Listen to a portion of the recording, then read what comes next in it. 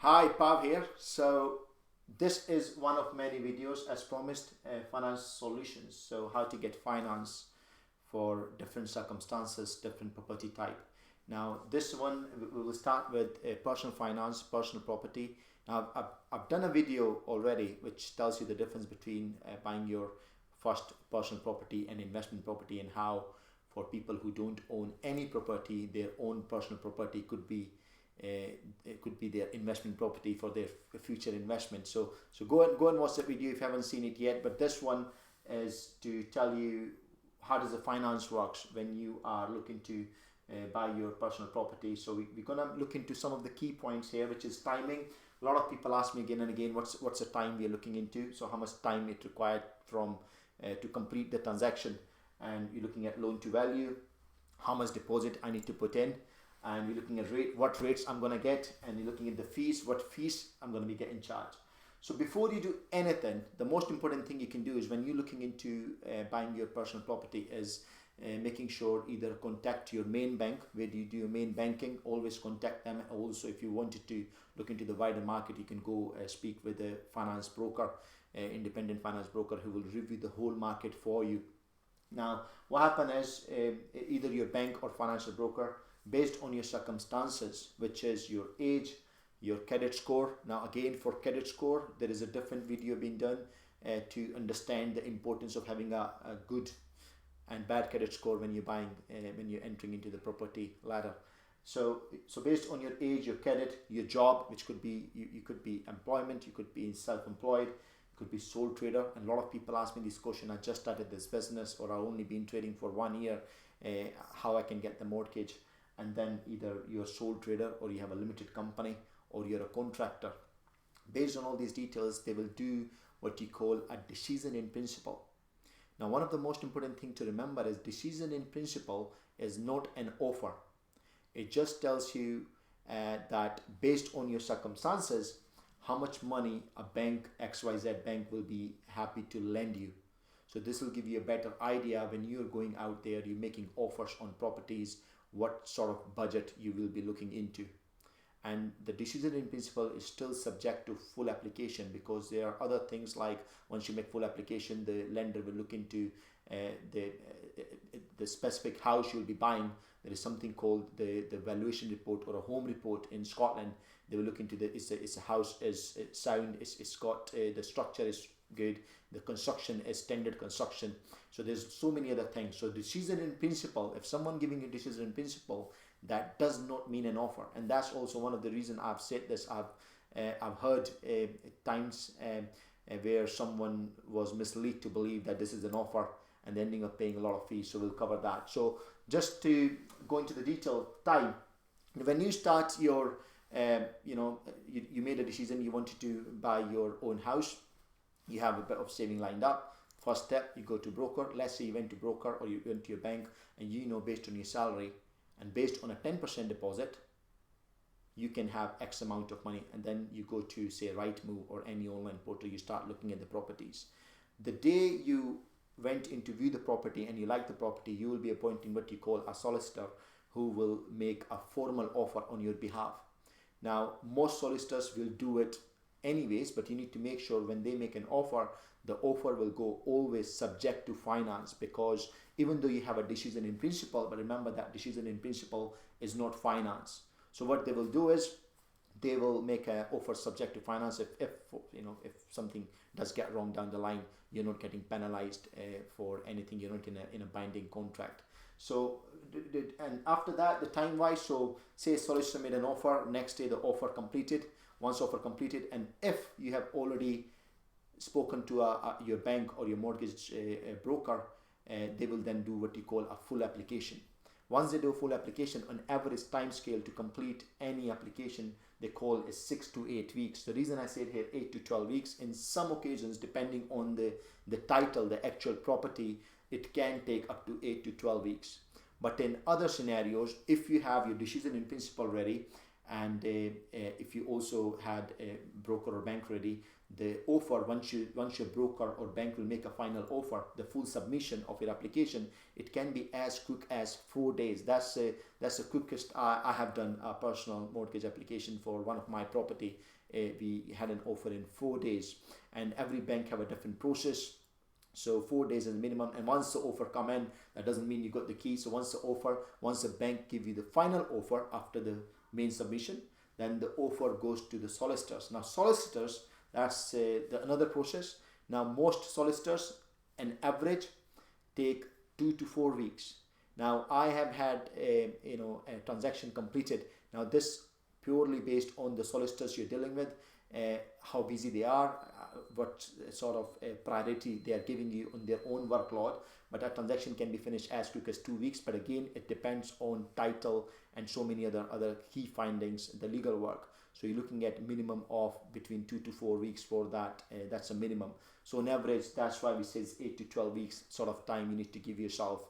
And most important thing, get your decision in principle ready as well, so you know exactly what sort of properties you're looking into. The second one is loan to value. So loan to value, especially on the first time buyers market, people buying their own houses, as we all know, you can go as low as within the recent years, last 5-6 years, as low as 5% deposit. So say a property is for £100,000, you only need to put 5% deposit, and the remaining is the mortgage. Now remember one thing, when you are buying your personal home, the mortgage, when someone says you only need to pay 5% deposit, so say a mortgage is, a house is 100,000, 5,000 deposit and 95,000 mortgage, that doesn't mean that they're going to give you £95,000 mortgage. They need to make sure that you can afford that £95,000 mortgage. And that's another question we get asked time to time. Oh, I can get a full 95% because that bank does it, but you still need to afford this. Again, when you go to your broker or a bank, they will tell you based on your salary what you can afford.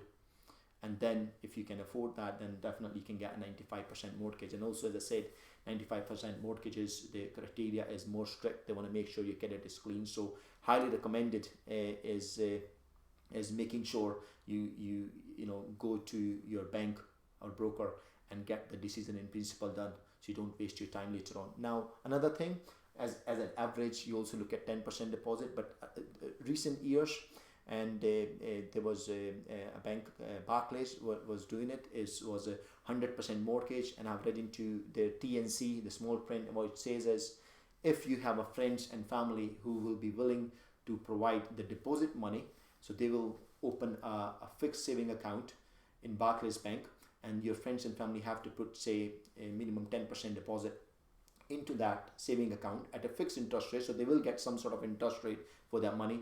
Bank will be able to give you the remaining mortgage, 100% mortgage, and criteria as usual is big strict. So it goes to individual bank lending policy. The best thing is, if you see online a bank advertising 100% mortgage, is best is to go to them, speak with them, and find out the full criteria, and then take it from there, right? Another thing is, next thing is rate. Now we have done a recent one, the recent house I moved into is as low as 1.36%, and this could be again very misleading. Now most people are very price sensitive, and they want to make sure they get the best rate.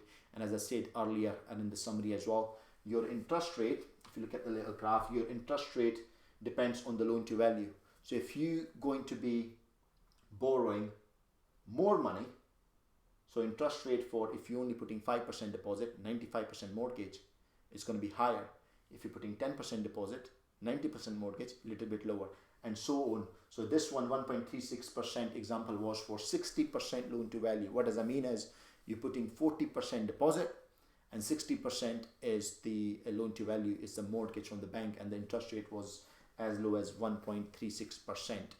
So yeah, it's depend on. And what happened with also when people buy their first property, and after they live in the property for 2-3 years, and if the market is going up, then after 2 or 3 years, they go back to the bank when their mortgage come for renewal. Let's see, they bought it for 100, but now it's worth say 120. So they automatically have more equity in the house, and that's why when they get a new deal, the interest rate goes lower, and it can go either way if the property market go down.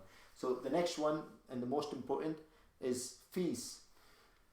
Right, so fees on the personal mortgage, as I said earlier, if you go to your own bank, there's the fees. There are two type of fees. It's very important. Again, another one of the key misleading area. When you say fees, there are different type of fees. Fees for a broker, for his work, and also fees for a product which you are choosing. And you need to make sure what is the fees you're paying, or if you'll be paying. So in the personal finance, personal mortgage example, if you go to your own bank, most banks do not charge for their time as you bank with them, so there is no fee.